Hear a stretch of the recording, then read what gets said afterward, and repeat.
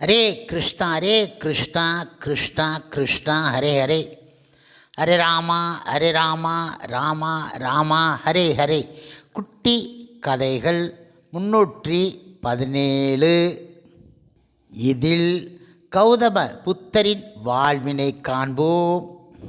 முன்பு ஒரு சமயம், அதாவது முழு துறவி ஆகிவிட்ட சித்தார்த்தன் பிச்சை எடுத்து உண்பதற்காக ராசகிருக நகரத்திற்கு சென்ற சித்தார்த்தன் பிம்பி வம்சத்தினர் வழிவந்த பிம்பிசாரன் பல பசுக்களை கொன்று யாகம் செய்வதை கேள்வியுற்று அந்த யாகசாலைக்கு சென்று பசு வதையை தடுத்து நிறுத்தினார்.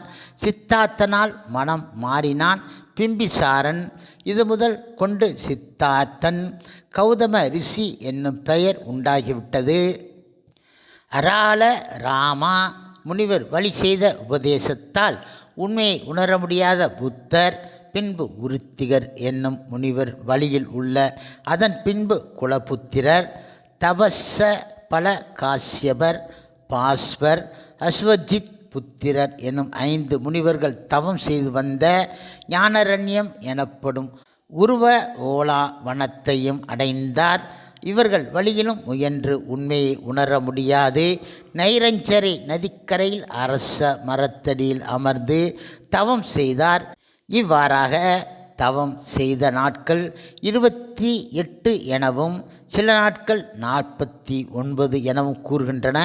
29ஆம் நாள் ஜூஜாதை எனும் பெண் தனது தெய்வத்துக்கு நிவேதனம் செய்து பாலினை ஊட்டிட அதனை உண்டு ஒளியாகி விளங்கினார் என அறிய முடிகிறது. தவம் இருந்த நாட்களில் மன்மதன் காமம், வெகுளி, மயக்கம் இவற்றினை உண்டாக்க முயன்று தோற்று போனான். முன்பு இருந்த பிறப்பினை அறிந்து பழைய பிறவியில் செய்த பாவம் இந்த பிறவியில் வருத்தத்தை தருகின்றது எனும் உண்மையை உணர்ந்து கொண்டான். துக்க நிவாரணமான காட்சி, நல்ல காட்சி, நல்லூற்றம், நல்வாய்மை, நல்ல செய்கை, நல் வாழ்க்கை, நல்ல முயற்சி, நல் கணப்படி, நல் உள்ளத்தோர் என்னும் 8னையும் ஆராய்ந்து அறிந்தான். சத்திய சதுஷ்டிய ஞானம் என்னும் துக்கம், துக்கோத்பத்தி, துக்க நிவாரணம், துக்க நிவாரணம் மார்க்கமான நல்வழிகள் 8னையும் பெற்றதன் மூலம் கௌதமர் புத்தராகிவிட்டார். இவ்வாறாக கௌதமர் புத்தராக ஞானம் பெற்ற தினம் ஈசான சகாப்தம் 103ஆம் ஆண்டு விசாக நட்சத்திரம் பௌர்ணமியும் கூடிய புதன்கிழமை. அப்போது புத்தருக்கு வயது 35. இப்பொழுது ஞானம் பெற்று புத்தர் ஆனவுடன் மகா பிரம்மா தோன்றி கவலையால் வாடுகின்ற மனிதர்கள் மேல் இரக்கம் காட்டுவாயாக. சுய நலமுடன் வாழும் உலகத்தினருக்கு தர்ம உபதேசம் செய்து அவர்களை மாற்று என்றார் அவர். தான் கண்ட உண்மையினை தனது குருவாக இருந்த அரால முனிவருக்கும் உருத்திகருக்கும் சொல்ல நினைத்தார். ஆனால் அதற்குள் இந்த உலக வாழ்வினை விட்டுவிட்டு அவர்கள் மேல் உலகை அடைந்து விட்டார்கள். பின்பு தம்முடன் தவம் செய்த 5 முனிவர்களுக்கும் தான் கண்ட உண்மையை கூறி தன் வழிக்கு அவர்களை மாற்றினார். காண்பவர்களை வசீகரிக்கும் இனியதான அழகிய பார்வை கொண்ட முகம், கேட்பவர்களை மயக்கும் இசைக்குரல், இன்சொல் கொண்டவரான முழுமுதற் கடவுள் மற்றும் பரம புருஷ பகவான் ஸ்ரீ கிருஷ்ணரின் அவதாரமான புத்தர். சாதி வேற்றுமையோ, ஆண் பெண் அலி என்ற பாலின வேறுபாடு பார்த்தோ அல்லது பகைவர் நண்பர் என்ற வேற்றுமையை கண்டோ பிரித்து பாராது எல்லோருக்கும் மிருகதா வனத்தில் இருந்தபடி தனது சித்தாந்தத்தை உபதேசிக்கத் துவங்கினார். குஷி நகரத்தில் இருந்த யஷன் என்னும் செல்வந்தன் புத்தரின் பெருமையை கேள்வியுற்று தனது நண்பர்கள் 54 பேருடன் பிட்சுவாகி பௌத்த சங்கத்தில் சேர்ந்து விட்டான். புத்தர் ஞான உதயம் பெற்ற 5 மாதங்களுக்குள் 60 பேர் இந்த இல்வாழ்க்கையை துறந்து பௌத்த சங்கத்தில் சேர்ந்து விட்டார்கள். பின்பு தனது சிஷ்யர்களை மக்களின் துயர் துடைக்க தனது சித்தாந்தத்தை பரப்ப அனுப்பினார். யஷன் காசியில் இருந்தும் மற்றவர்கள் பல திசை சென்றும் பிரச்சாரம் செய்தார்கள். மழைக்காலத்தில் சிஷ்யர்களை தம்மிடம் வரவழைத்து கொன்று மற்ற காலங்களில் உபதேசம் செய்ய வெளியே அனுப்பியும் தமது சித்தாந்தத்தை பரவச் செய்தார் புத்தர். காசியபர், பிம்பிசாரன் முதலானோர் புத்தருக்கு சிஷ்யர் ஆகிவிட்டார்கள். கபிலர் என்பவரின் மாணவனான சாரீர புத்திரன் என்பவன் புத்தரின் பெருமைகளை கேள்வியுற்று புத்தருக்கு சிஷ்யன் ஆகிவிட்டான். இவனோடு பலர் சிஷ்யராகிவிட்டார்கள். கபில வாஸ்துக்கு சென்ற புத்தர் தனது தந்தையான சுத்தோதனால் உபசரிக்கப்பட்டு நகருக்கு சென்றார். ஆனால் உற்றார் உறவினர் யாரும் பிச்சை அளிக்காததால் தன் சிஷ்யர்களுடன் பிச்சை எடுப்பதற்காக வீடு வீடாகச் சென்றார். தன் மகன் பல வீடுகளில் பிச்சை எடுக்கும் செய்தியை கேட்ட மன்னன், நீ இவ்வாறு செய்வது எங்களை அவமதிப்பது போலாகும். உங்கள் அனைவருக்கும் நானே பிச்சை செய்கிறேன் என வருத்தமுடன் கூறினான்.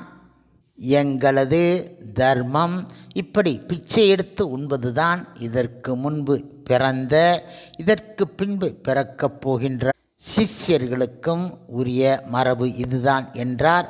புதையலை எடுத்தவன் தன் தந்தைக்கு தருவது கடமை, அதை நானும் செய்கின்றேன் என கூறி தனது பிச்சை பாத்திரத்தை தனது தந்தையாரிடம் கொடுத்தார் புத்தர். பிச்சை பாத்திரத்தை ஏற்ற மன்னன் புத்தரையும் அவருடன் இருந்த சிஷ்யர்கள் 1500 துறவிகளுக்கு பிச்சை கொடுத்து சிறப்பித்தான்.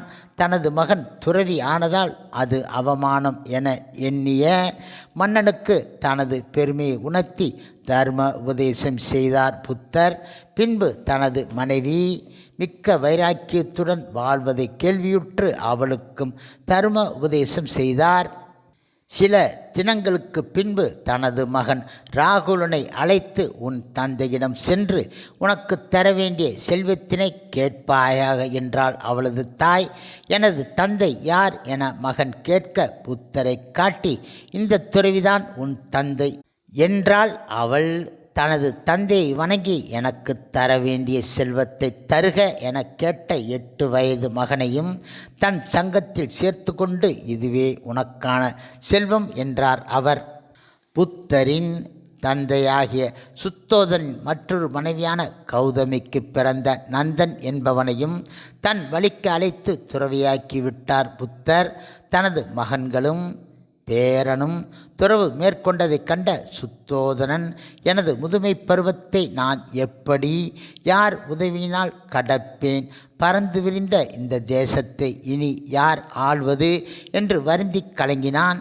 எனது மகனையும் பேரனையும் இழந்து நான் வருந்துவது போல் வேறு யாரும் வருந்தக்கூடாது என சுத்தோதனன் வேண்டுகோள் விடுவித்தான். அது முதல் பெற்றோர் விருப்பமில்லாமல் பிள்ளைகள் துறவிகள் ஆகக்கூடாது எனும் விதி புத்தரால் உண்டாக்கப்பட்டது. பின்பு பல இடங்களில் பலரை தனது வழியில் ஈர்த்த புத்தர் அவர்களுக்கு ஞான வழியினை காட்டி தந்தார். தனது தந்தை இறக்கும் தருவாயில் இருப்பதை கேள்வியுற்று அவர் இறக்கும் வரை அருகில் இருந்து இறுதிச் சடங்குகளை செய்து முடித்தார். பின்பு மகா வனத்தில் இருந்த குடாகர விகாரத்தில் தங்கி மேலும் பலரை தனது வழியில் சேர்த்தார். முதலில் புத்தர் சங்கத்தில் சேர்ந்த பெண் புத்தரின் தந்தையாகிய சுத்தோதனின் மற்றொரு மனைவியான கௌதமிதான். மகத தேசம் சென்ற புத்தர் அங்குள்ள ராஜகிருஹா என்னும் நகரத்திற்கு அருகே உள்ள கிராமத்தில் உழவு தொழில் செய்து வந்த பாரத்வாஜன் என்னும் பிராமணனை அணுகி பிச்சை கேட்டார். நான் உழுகின்றேன், விதைக்கின்றேன், அதனால் விளையும் பலனை அனுபவிக்கின்றேன். நீங்களும் என்னைப் போல் இருக்கலாமே என்றான் பரத்வாஜன். நானும் உழவன்தான் என்றார் புத்தர். அப்படியானால் உங்களது கலப்பை எங்கே? மாடுகள் எங்கே? எனது விதை சிரத்தை, மழை நல்ல காரியம், வயல் தருமநூல், கலப்பை அங்கங்கள், அறிவு வணக்கம், கலப்பையின் கைப்பிடி தர்மம், எருது விடாமுயற்சி, எருதுக்கான கயிறு மனம், எருதுக்கான தாற்றுக்கோள் ஊக்கம், பயிருக்கு இடையூறானவைகள் மயக்கம். எனது இந்த விவசாயம் நிர்வாணம் எனும் பழத்தை அளித்து துக்கத்தினை போக்குகிறது என்றார் அவர். இந்த இனிய உபதேசம் பாரத்வாஜனை சிஷ்யன் ஆக்கிவிட்டது. தனது மகன் ராகுலனுக்கு 18 வயது ஆகும்போது தர்ம உபதேசம் செய்தார். பின்பு ராகுல சூத்திரம் என்னும் இக்காலத்தில் உள்ள நூலை உபதேசித்தார். கிருஷ்ணா கௌதமி என்பவள் தனது குழந்தை இறந்து விட்டதை நினைத்து மனம் வருந்தி தனது மகனை மீண்டும் பிழைக்க வைக்க வேண்டுமென பலரிடம் வேண்டி பின்பு புத்தரிடம் வந்து கேட்டால், உன் மகனை பிழைக்க வைக்க ஒரே ஒரு மருந்துதான் இருக்கின்றது என்றார் புத்தர்.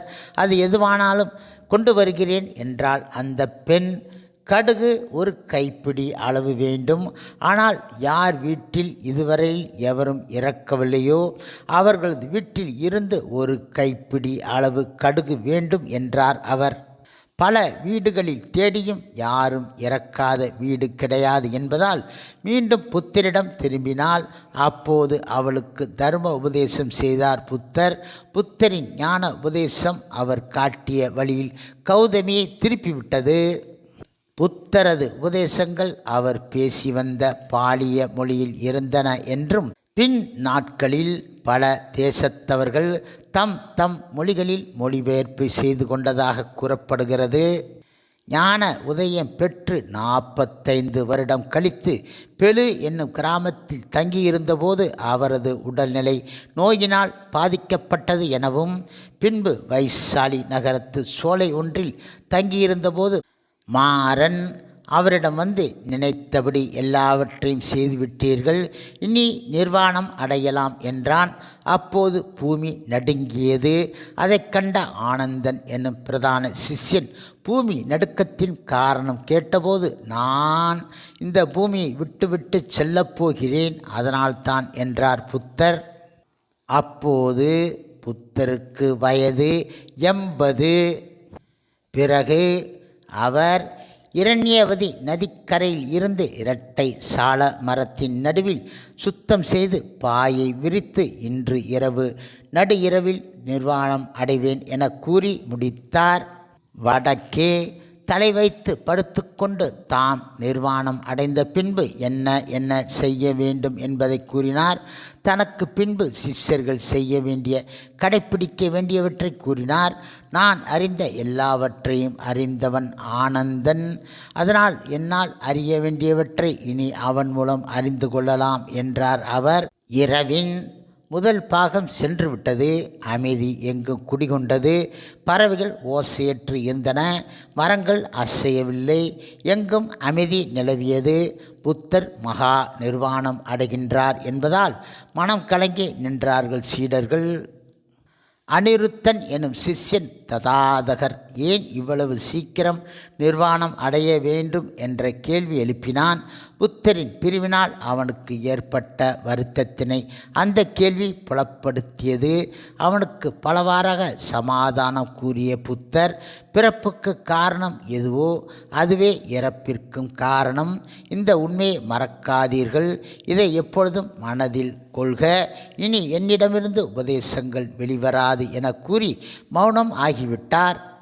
எல்லா பற்றையும் ஒழித்தவராக உலகில் துன்பத்தால் அல்லல்படும் மக்களுக்கு பாதை காட்டி அவர்களை நல்வழிப்படுத்தியவரான அந்த உத்தமர் நிர்வாணம் அடைந்து விட்டார்.